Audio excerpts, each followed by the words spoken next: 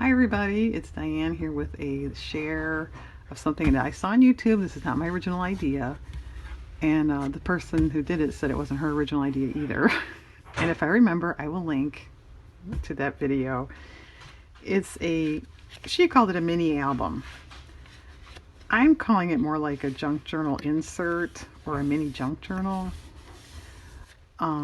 But really what it is a zine. If anybody makes those or watched my couple videos about zines, that's what it is. So I was watching her fold it up and it's a zine is what it is.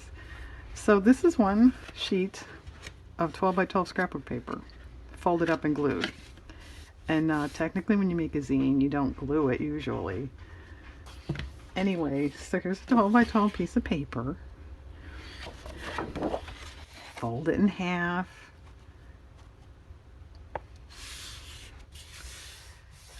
Use your bone folder or whatever you use to make good creases.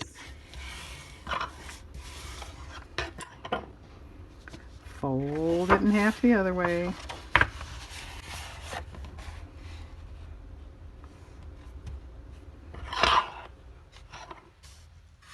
Try to be as precise as you can with lining stuff up. It does make a difference.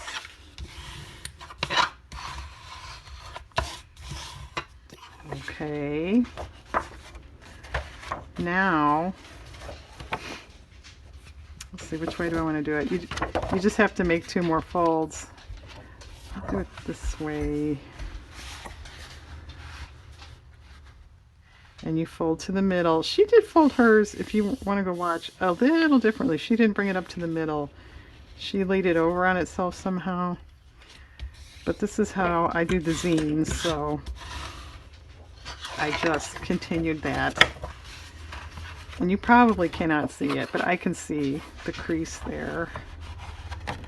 And it does not matter what's on the back. None of that shows, so you can use white paper. Or yeah, use white paper. Well, you could. Paper that has white on the back or nothing on the back is what Diane means. Okay. So now you have all these folds going on. Alright, so now you fold it in the middle, again this way. Take your scissors, cut up to the next fold, that's it. From the bottom, the fold up to the next intersection there. She did hers this way and just sort of nipped it. Whatever you want to do. So now you have this thing. Okay, so make it go like that. And then you just basically fold, kind of push it down. Push it down, push it down. Okay, now that looks really messy and really sloppy and really dumb. And that is just sort of the nature of the beast.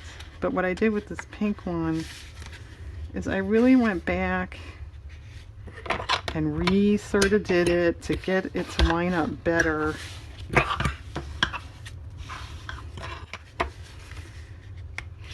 And if you are a real perfectionist type of person, you may not like this because there's just no way that doesn't exactly line up there. It doesn't exactly line up.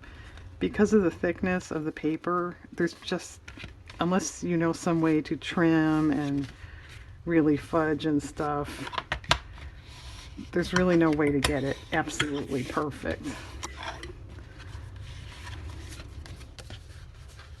Maybe we'll do it this way. You can fold it either way you want. Is that better? Not really. It's not real forgiving because of the stiffness of the scrapbook paper, but you can sort of force it a little bit. So that is better. Okay. It's pretty good. And like I said, there's just no way you're going to get it perfect because of the thickness in that. Now, she did not address scrapbook paper cracking. as many of you know, it does crack a lot when you fold it. This one actually was not bad, but just for decorative purposes, I put fabric over. So I would do that and cover this. I put washi tape on the edges because it was a little here and there cracked, but I think that's kind of cute anyway. And then you're done, basically. You don't have to glue it. It does make a much nicer finished product. But open it all out again. She just used a glue stick on the whole thing. She did use a permanent. All I have is the school glue ones.